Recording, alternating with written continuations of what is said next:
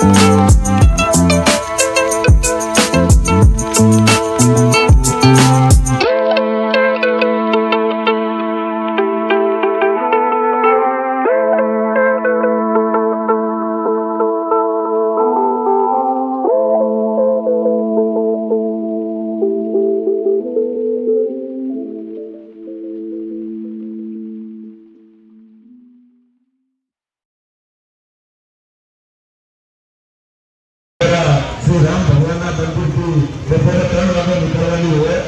આપ સૌ પણ આપના પરિવાર સાથે જોડાઓ. એના ખાસ આમંત્રણ માટે રામ ભગવાનનું રથ આપણા આંગણે અહીંયા અમે લોકો લઈને આવ્યા છીએ. આપ સૌ અમારી સાથે આ યાત્રામાં જોડાવા